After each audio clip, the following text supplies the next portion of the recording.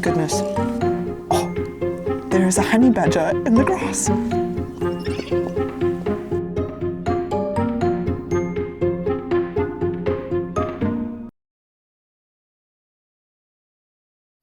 Hello and welcome everybody to another episode of WILDwatch Virtual Safaris.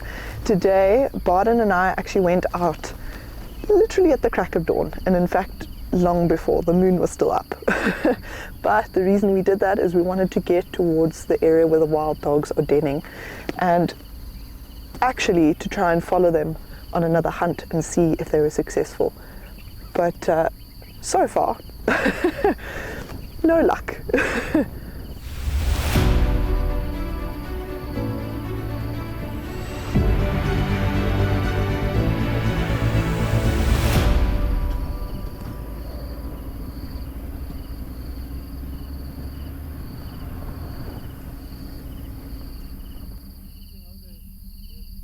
Hello. It looks like they found us. Oh, at least our early start paid off. And it looks like these dogs have a lot of energy, which I'm very excited about.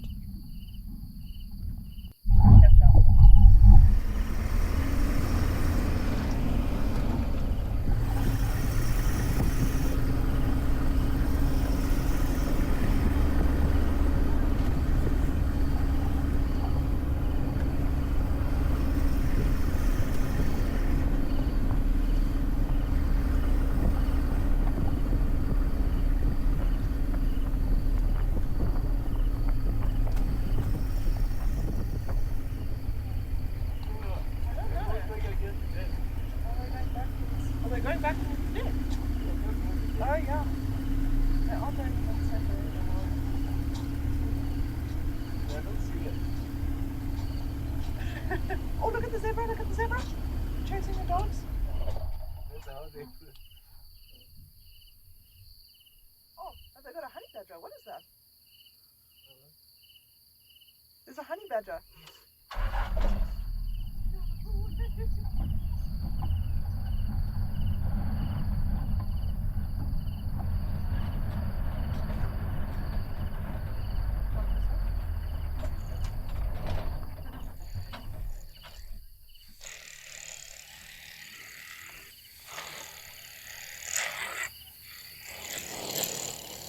Oh my goodness.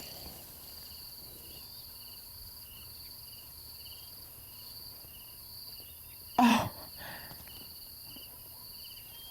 So it's very difficult to see. You wouldn't have seen what they were attacking, but oh. Oh. There is a honey badger in the grass. And this dog is playing with it.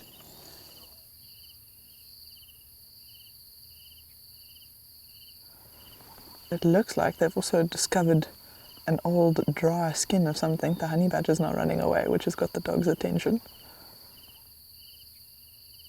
There's so much going on this morning.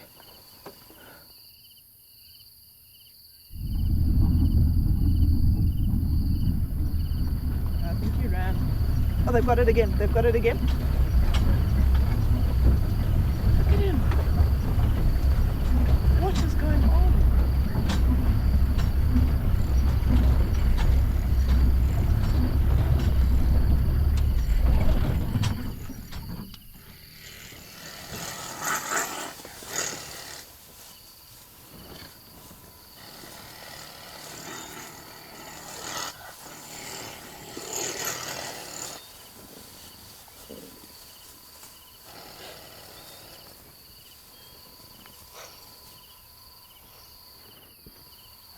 Are there two?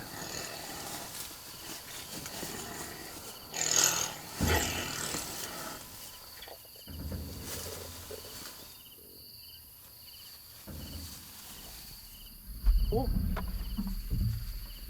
Oh, there's an antelope.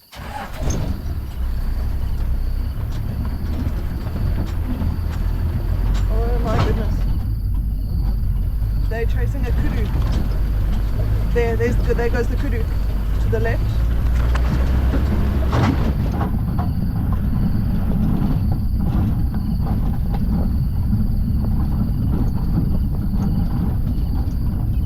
Ran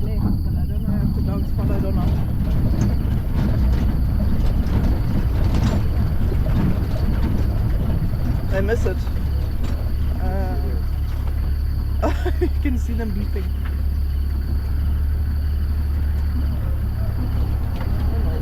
I don't know where to look.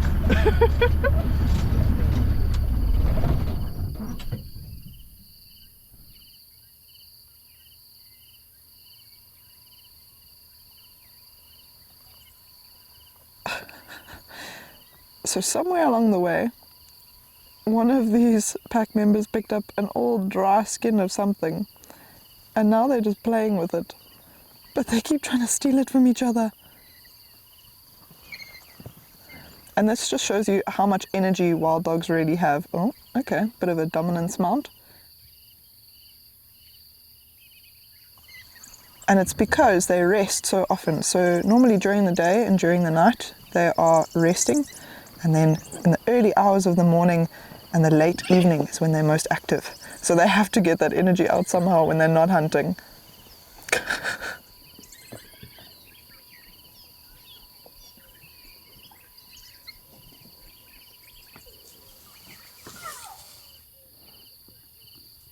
What was that? That was a strange noise.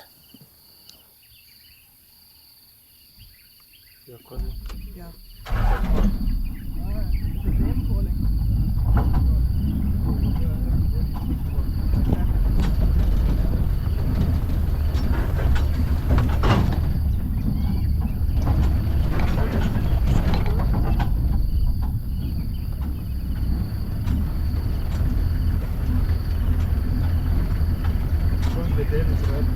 Yeah.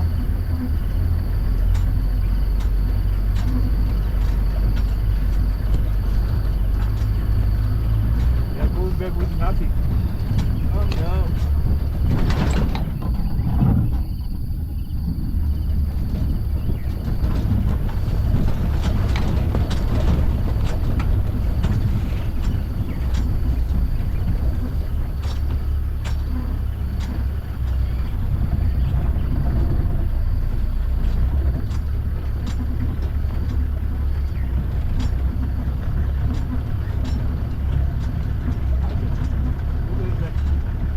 That dog right inside the... Did it go inside?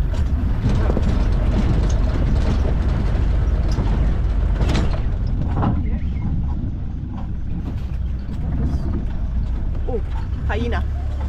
Or something. Something's happening. Yeah, let's go. I don't know what's happening, but it sounds like a hyena.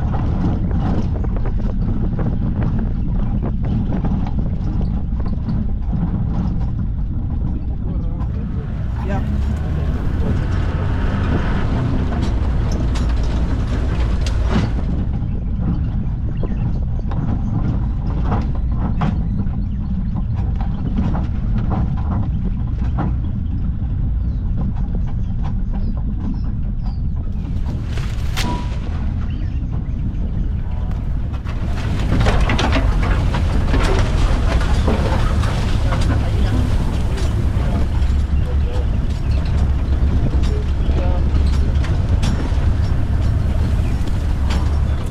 What's happening?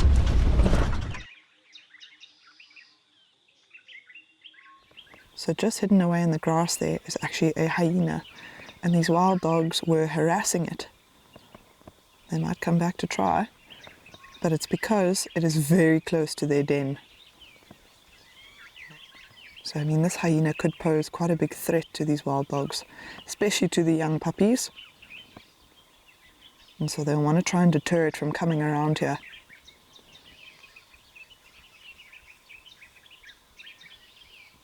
You can see this wild dog is now lying down, head up every now and then, checking what's going on. But it looks like they may rest a little while, and hopefully when those younger members have finished playing around, they can start hunting again.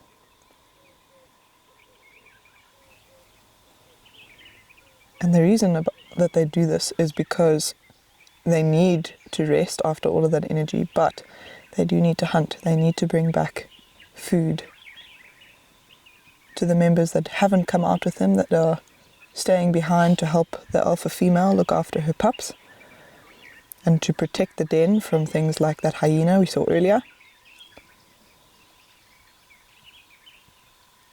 And so it looks like this member is just waiting for the rest to catch up, and then they may start again. So far, we haven't seen any impala or things like that coming through, but that doesn't mean they're not here.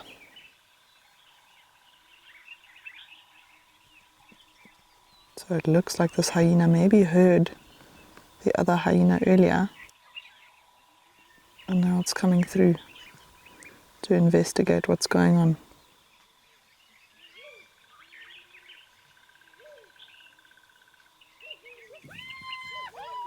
And there we go, the dogs are chasing it.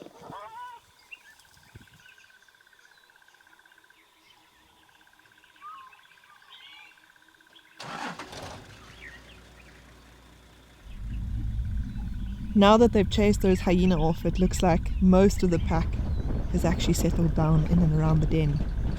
But wow! That was an insane start to the day. Oh, Barden and I are going to need to take a moment just to decompress and let the adrenaline settle. And while we do that, we are going to start making our way towards where we were told that there are some first signs of water coming into the Okavango Delta.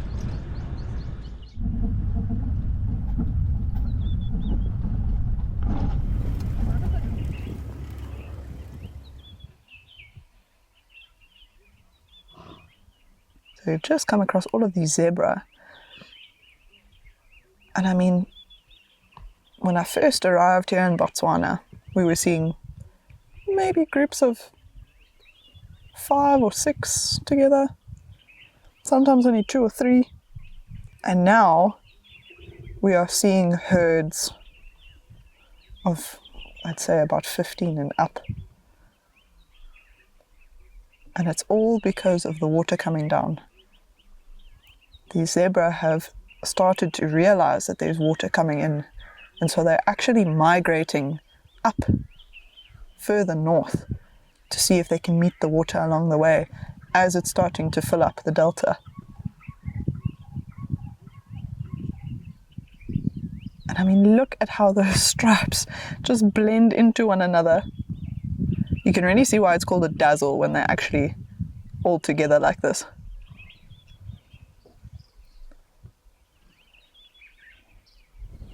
For now, it looks like these zebra are peacefully grazing, so we're going to leave them be to continue on their way up towards where the water's coming in, and hopefully they'll get there before it gets too hot.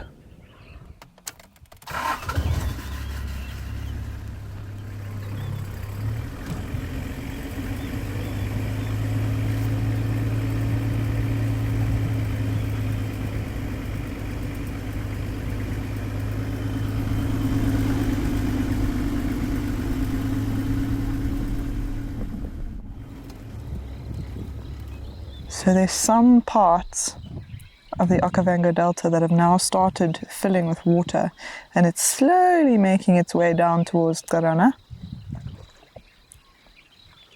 And this is one of the little pools that have formed in the meantime as the floodplains start to fill up. But look at how many different bird species there are, including quite an endangered species, which is actually this massive bird over here. And this is a saddle-billed stork. And there's a whole bunch of them here. So they've probably come down with the arrival of the water. And what they're actually doing is looking for little fish and maybe some frogs. And if you watch them carefully, oh, that one got something. Can you see how they almost stalk around the water, disturbing things as they go? So sometimes you'll see their feet kind of swish a little bit. And then as soon as something comes to the surface, ooh, big fight going on. Looks like they all went after the same fish. So as soon as something comes to the surface, then they can quickly grab it. But because the pools are so small at this stage, it does mean that there's also quite a bit of competition, especially not only between the storks themselves, but also amongst different species. So if you look at this little patch of water here, you'll see some birds walking on the edge with black chests and grey wings, and those are blacksmith lapwings. And then in the water itself, there's another black and white bird, and there's a few of them actually, stalking right in the middle of the water with bright red legs, and those are black-winged stilts. Just in the background there, running around in the grass, can you see that bright greenish blue bird? And that is actually a starling. So there's quite a few different starlings. The main starling out here in the Okavango Delta is the Meave starling.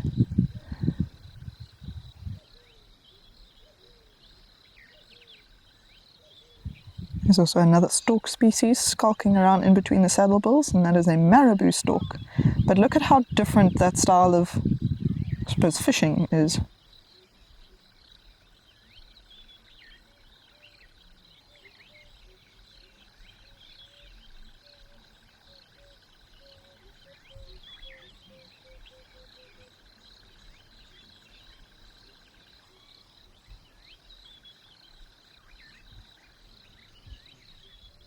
You can also see some other animals in the background.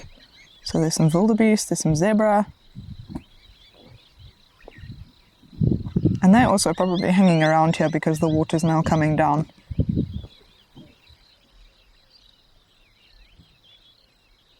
To be fair, I'd probably do the same. If it's been as dry as it has been out here, I would definitely be hanging around any puddle. Oh, look at that stalk. Oh, got something. Couldn't see what that was.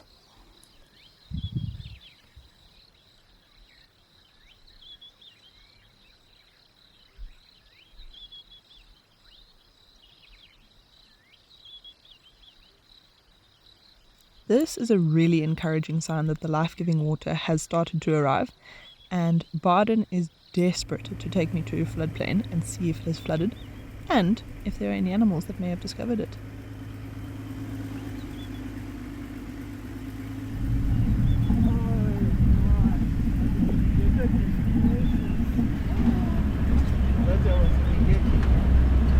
That is beautiful.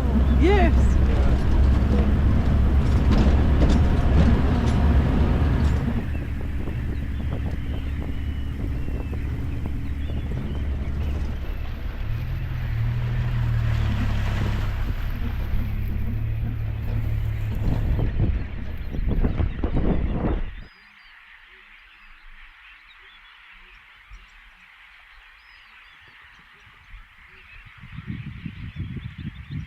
This is possibly one of the most spectacular things I've ever seen.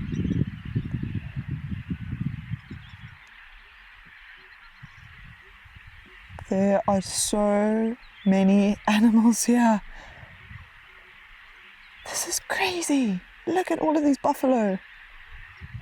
And there are animals spread far and wide across this floodplain because the water is starting to seep through the grass and create a bit of a wetland. So wherever you see animals, they are actually drinking. They're not feeding on the grass.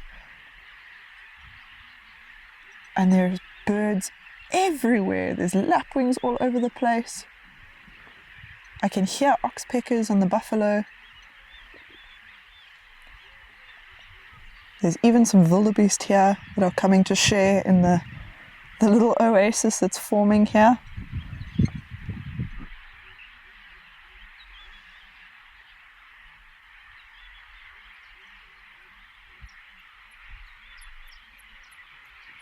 And here's some more zebra that are just starting to come in.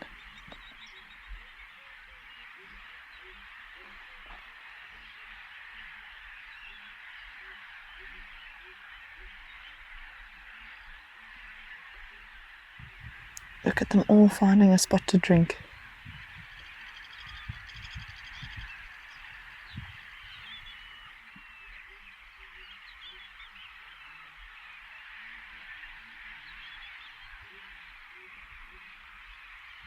Now imagine how far these animals must have walked to find this water.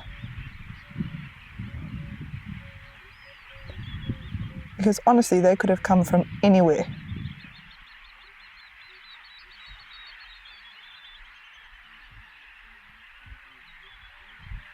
So it's when the water starts to come through. This is when you're going to start to see these massive herds of animals lining up on the edges of the delta.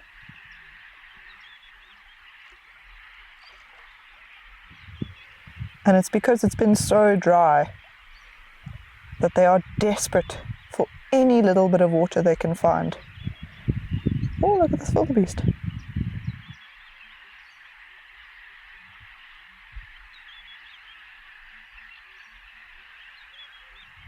Is he going to roll? It looks like he might. Look at how it's digging up the sand. And do you see how it's rubbing its face into the ground? It's going to roll. So what it was actually doing was they have little scent glands on their face. And so it's actually marking its territory. But also, by rolling in the sand, it's getting all those little grains into its hair, and then it's able to dislodge things like parasites, and also just give itself a good scratch.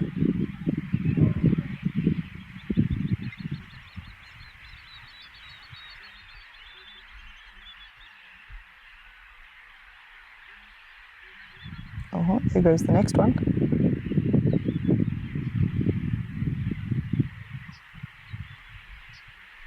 Do you see how it's smelling where the other one rubbed its face?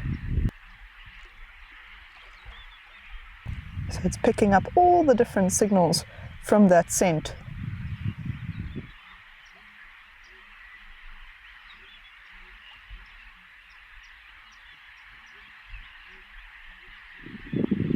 And you may even find that it might start to lick or even eat the soil. And what it's doing there is just getting nutrients that it normally wouldn't receive from its diet. So it needs a little bit of extra help.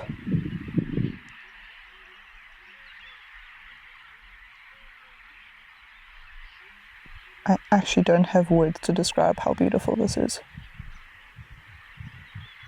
It is just breathtaking